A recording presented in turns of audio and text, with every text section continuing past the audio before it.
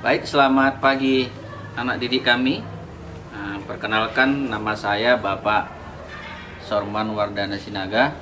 Materi kita hari ini untuk MPLS, masa pengenalan lingkungan sekolah, yaitu tentang tata tertib peserta didik di lingkungan SMP swasta Budi Mulia Pangururan.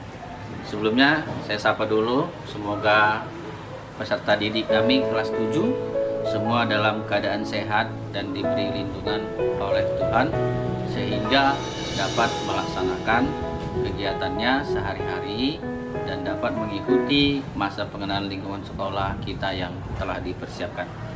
Ada beberapa hal yang perlu disampaikan kepada anak didik kami tentang tata tertib peserta didik di lingkungan SMP Budi Mulia Pangururan.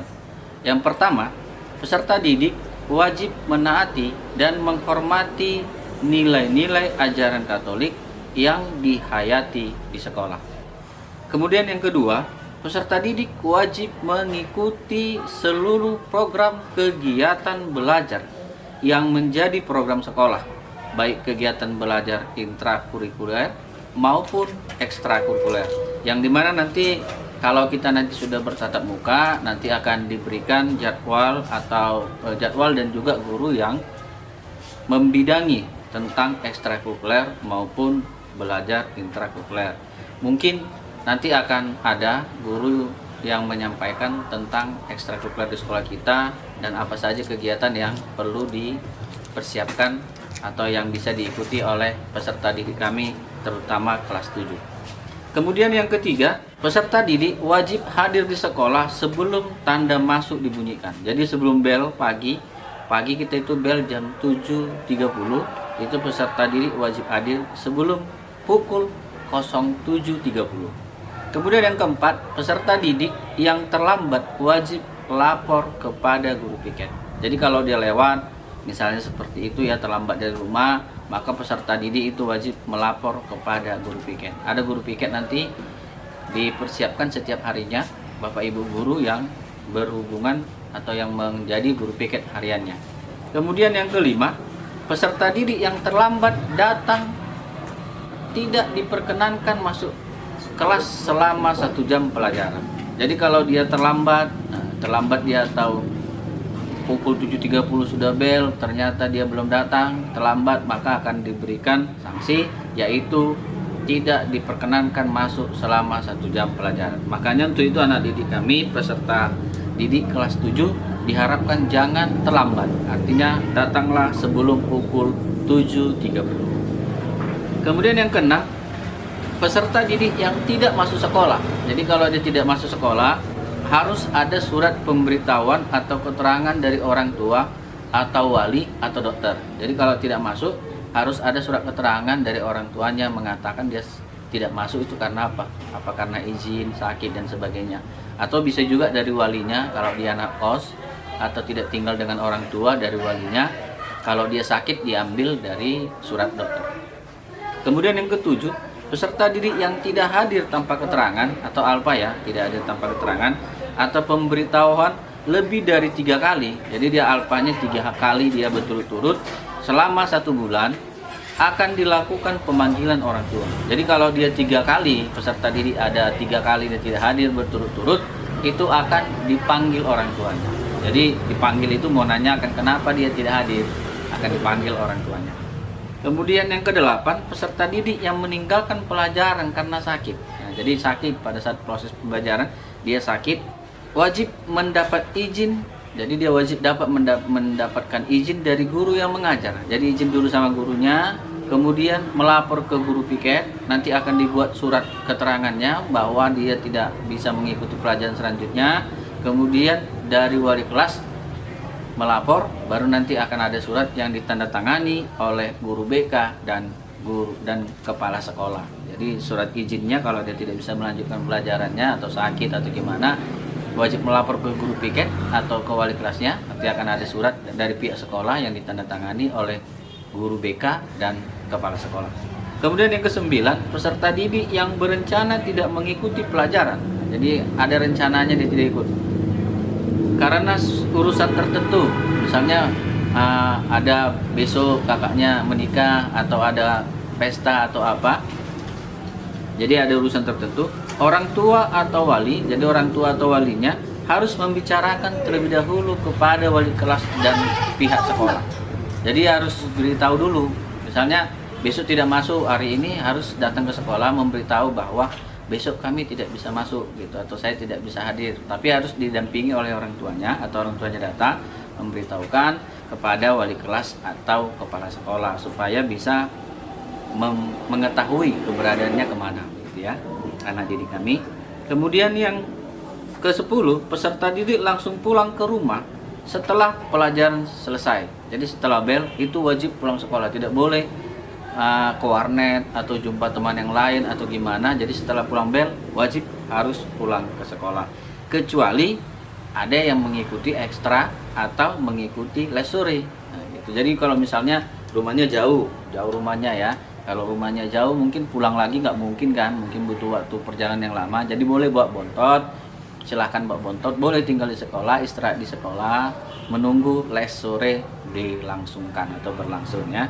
Kemudian yang ke-11, peserta didik dilarang duduk-duduk atau nongkrong. Jadi peserta didik itu dilarang duduk-duduk atau nongkrong di tepi jalan.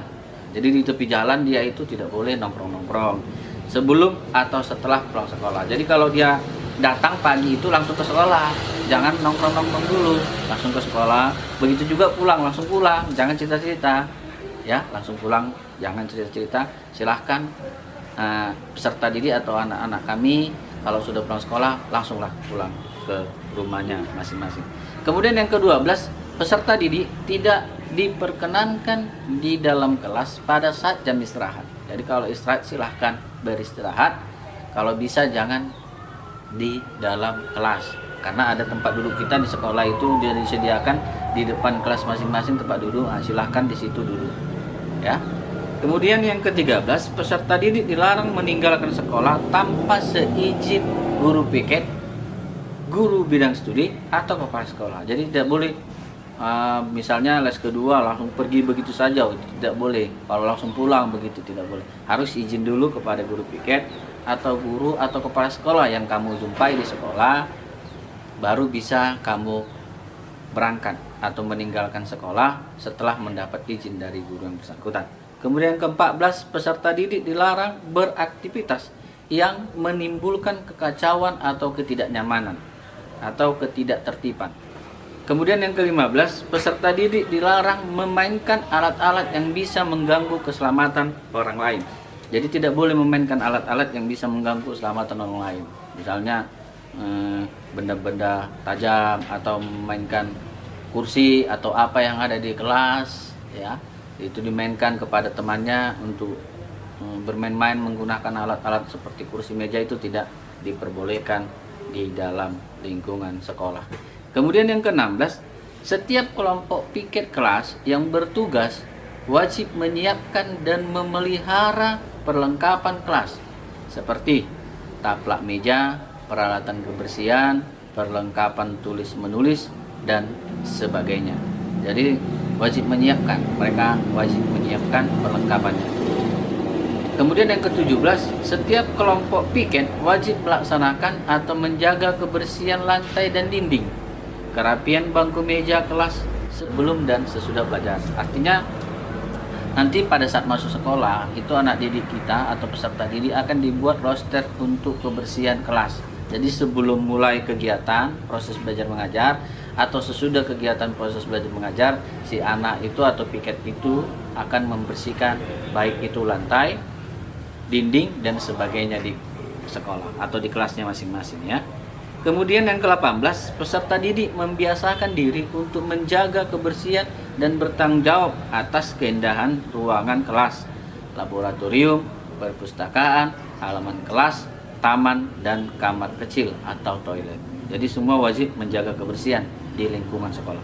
Kemudian 19, peserta didik membiasakan diri untuk membuang sampah pada tempat yang disediakan.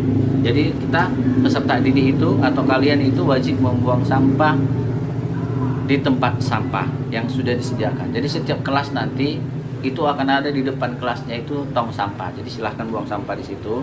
Kalau ada nanti di sekitar yang lain sekolah kita juga akan ada disediakan tempat sampah atau tong sampah. Silahkan buang sampah di situ. Kemudian 20, peserta didik dilarang mencoret atau menggores dengan benda tajam bangku, kursi, papan tulis, dan dinding kelas atau toilet. Jadi tidak boleh mencoret-coret kelas, baik kamar mandi atau toilet, papan tulis, kursi, dan sebagainya. Itu tidak diperbolehkan. Kemudian 21, peserta didik dilarang membawa spidol. Jadi tidak boleh bawa spidol, tipex, cat, dan sebagainya yang dia bersifat permanen. Jadi tidak boleh membawa yang bersifat permanen. Kenapa? Itu mengantisipasi supaya peserta didik atau kalian jangan mencoret-coreti semua peralatan atau perlengkapan yang ada di sekolah kita. Kemudian 22, peserta didik dilarang berkuku panjang. Jadi tidak boleh kukunya panjang, baik laki-laki maupun perempuan. Mengecat rambut dan kuku. Jadi rambutnya tidak boleh dicat. Misalnya perempuan mau pingin pirang, tidak boleh di sekolah kita. Dan kukunya dikutek-kutek seperti itu juga tidak diperbolehkan. Ini juga bertato tidak boleh, apalagi bersolek untuk perempuan, bermakeup itu tidak diperbolehkan. Jadi silahkan alami saja kalau kalian nanti ke sekolah.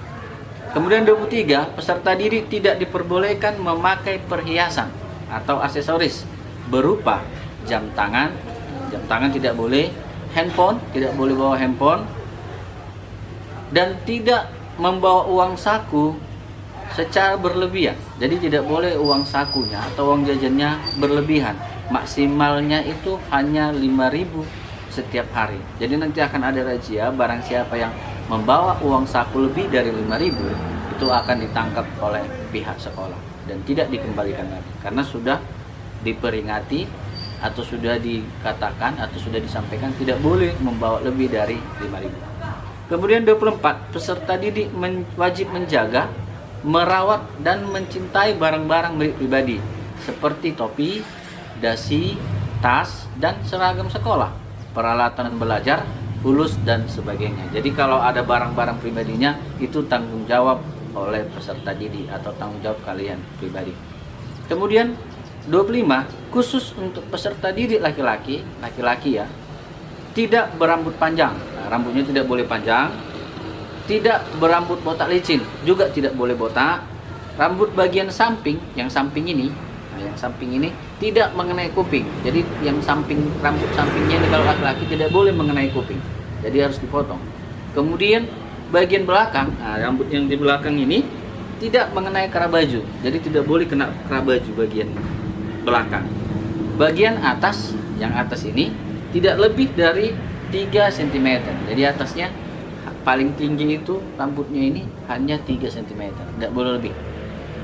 Kemudian khusus untuk peserta didik perempuan, yang perempuan tidak boleh bermake up. Artinya tidak boleh biar saya cantik pakai make up dia, atau berbedak tebal, atau pakai lipstik. Itu tidak boleh bagi perempuan atau sejenisnya, kecuali bedak tipis. Jadi kalau bedak tipis ya silahkan boleh dipakai. Rambut harus diikat dan ditata rapi. Jadi nanti yang perempuan itu rambutnya harus diikat satu di belakang, harus ditata rapi ya, tidak boleh dihabir-habirkan atau dilepas. Ya, jadi harus diikat satu belakang untuk perempuan.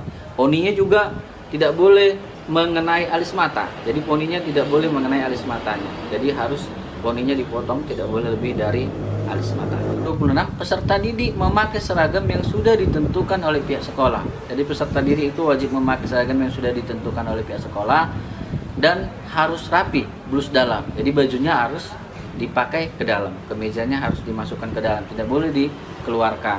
Serta memakai ikat pinggang berwarna hitam. Jadi ikat pinggangnya itu berwarna hitam. Dasi sekolah, jadi setiap hari harus pakai dasi sekolah. Dan kelengkapan dengan atribut sekolah. Jadi ada atributnya berupa nama, ya, papan namanya, kemudian lokasi sekolahnya harus ada nanti dipakai di pakaiannya atau di bajunya, ya, di pakaiannya atau di kemejanya, di bajunya harus dipakai. Seragam sekolah itu ketentuannya sebagai berikut. Saya akan beritahu. Yang pertama, hari Senin pakaiannya itu putih, atasnya warna putih, bawahnya warna biru. Ya, kalau laki-laki pakai celana biru, kalau perempuan rok biru. Seragam nasional yang biasa dipakai untuk nasional ya, putih sama biru. Kemudian Selasa, hari Selasa yang perempuan itu atasnya putih, jadi atasnya seragam nasional, bawahnya kotak-kotak. Bawahnya kotak-kotak itu nanti akan dikasih oleh pihak sekolah. Ada baju kotak-kotak namanya. Bahannya warna kotak-kotak, bahannya kotak-kotak itu nanti dipakai untuk hari Selasa. Jadi yang perempuan atasnya putih, buat rok dia, kak bakalnya itu yang kotak-kotak. Sedangkan yang laki-laki beda, yang laki-laki yang kotak-kotak itu bakal itu nanti dipakaikan, dijahitkan untuk bajunya. Jadi bajunya kotak-kotak, ya yang laki-laki baju kotak-kotak, celananya warna biru. Jadi celananya tetap warna biru yang kamu pakai hari Senin itu, yang warna biru. Kemudian hari Rabu, kalau yang hari Rabu atas putih, nah, jadi atasnya putih, bawah abu-abu, ya bawah abu-abu. Jadi bawah abu-abu itu yang celana atau dinas untuk SMA, ya kan? Itu udah ditentukan kan? Jadi itu dipakai hari Rabu, yang atas putih, yang bawah abu-abu. Kemudian hari Kamis, kalau hari Kamis atasnya batik, nah batik itu juga nanti akan diberi dari sekolah ya. Atasnya batik, kemudian bawahnya biru. Ya, jadi atas batik, bawah biru. Kemudian hari Jumat, kalau hari Jumat itu pakai pakaian olahraga. Pakaian olahraga juga nanti akan diberikan atau dikasih oleh pihak sekolah. Nanti kalau masuk sekolah akan dikasih pakaian seragam, pakaian olahraga ya. Itu dipakai hari hari Jumat, benar. Kemudian hari Sabtu itu pakaian pramuka lengkap. Nah, jadi pakaian pramuka itu dipakai hari Sabtu. Jadi semua siswa atau peserta didik harus mempunyai pakaian pramuka. Pakaian pramuka ini boleh kamu jahit, boleh juga kamu beli secara jadi. Itu diserahkan kepada kalian semua mau bagaimana. Yang penting dia pakaiannya itu dipakai hari Sabtu. Kemudian pada hari Sabtu setiap bulan, misalnya hari Sabtu tanggal 27 gitu ya, akhir bulan, itu pakaiannya bebas tapi sopan. Ya, jadi pakaian siswa atau pakaian kalian itu bebas tapi sopan, dengan alas pakai sepatu. Jadi walaupun dia bebas tapi sopan, tapi pakai sepatu, tidak boleh pakai sendal ya, harus pakai sepatu. Yang ke-27, sepatu dan kaos kaki hari Senin dan Jumat berwarna putih. Yang ke-28, sepatu dan kaos kaki di hari Sabtu itu hitam polos karena pakaian pramuka. Jadi kaos kakinya pakailah yang warna hitam polos. Yang ke-29, sepatu harus bertali. Jadi sepatunya harus bertali, tidak boleh tidak bertali. Kalau bisa dia cari yang sepatu merek Gurpi ya, Gurpi yang pakai sepatunya bertali. Dan kaos kaki minimal 1 jengkal. Jadi dia minimal 1 jengkal itu dari alas kaki. Jadi tidak boleh pendek, minimal 1 jengkal dari alas kaki. Kemudian yang ke-30, peserta didik wajib menjaga martabat dan nama baik sekolah. Yang ke-31, peserta didik wajib berlaku sopan dan hormat kepada guru, karyawan, dan teman. Yang ke-32, peserta didik wajib membiasakan diri untuk menyapa dengan ramah para guru, karyawan, dan teman. Jadi kalau bertemu dengan gurunya, dengan karyawan yang ada di sekolah, dengan teman, baik di dalam sekolah maupun di luar sekolah, itu kalau bisa diharapkan untuk menyapa dengan sopan. Ke-33, peserta didik wajib bersikap sportif dan menghormati keputusan Dewan Guru, Kepala Sekolah, dan musyawarah kelas. Jadi apa yang diputuskan di sekolah atau diputuskan di kelas itu wajib peserta didik menerima dan melaksanakannya. Kemudian yang ke-34, peserta didik dilarang keluar halaman sekolah pada jam pelajaran berlangsung. Jadi tidak boleh pada saat jam pelajaran keluar, atau biasa dikatakan cabut ya, cabut tidak boleh. Kecuali ada program atau kegiatan dari guru atau dari sekolah. Ke-35, ketika guru tidak hadir mengajar di kelas, ketua kelas segera melapor ke guru piket. Jadi kalau ada gurunya yang tidak hadir, itu ketua kelas, kalau ketua kelas tidak ada, perwakilan kelas itu wajib melapor ke guru piket. Ya benar, ke guru piket. Kemudian 36, jika ada tugas tertentu ketika guru berhalangan hadir, peserta didik wajib mengerjakannya dengan baik dan tenang. Jadi kalau ada tugas, misalnya besok gurunya tidak hadir, dikatakan besok saya tidak hadir ya, nah, dikasih tugas maka peserta didik itu wajib mengerjakannya dengan baik dan tenang. Kemudian 37, peserta didik dilarang les privat dengan guru SMP Budi Mulia Panguran. Jadi tidak boleh ada peserta didik yang les privat dengan guru guru SMP Budi Mulia Panguran. Kemudian yang ke-38, pembayaran uang sekolah paling lambat tanggal 10 setiap bulannya. Ya, paling lambat tanggal 10.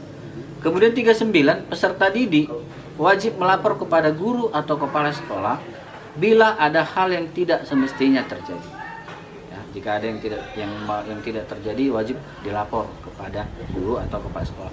Ke-40, peserta didik tidak diperkenankan membawa kendaraan bermotor ke sekolah. Jadi tidak boleh bawa sepeda motor, apalagi bawa mobil ke sekolah, itu tidak diperbolehkan. Jadi kalau memang jauh, silahkan naik angkutan umum atau diantar oleh orang tuanya. Kemudian 41, peserta didik dilarang merokok. Jadi tidak boleh merokok, minum minuman beralkohol, narkoba, berjudi, membawa senjata tajam atau senjata api yang dapat mengancam keselamatan diri sendiri atau orang lain yang ada di lingkungan sekolah. Jadi tidak boleh merokok, tidak boleh minuman alkohol dan yang lainnya yang melanggar peraturan atau mengancam keselamatan diri kita sendiri, orang lain yang ada di lingkungan sekolah. Itulah dia tata tertib yang harus dilaksanakan oleh peserta didik di lingkungan sekolah kita.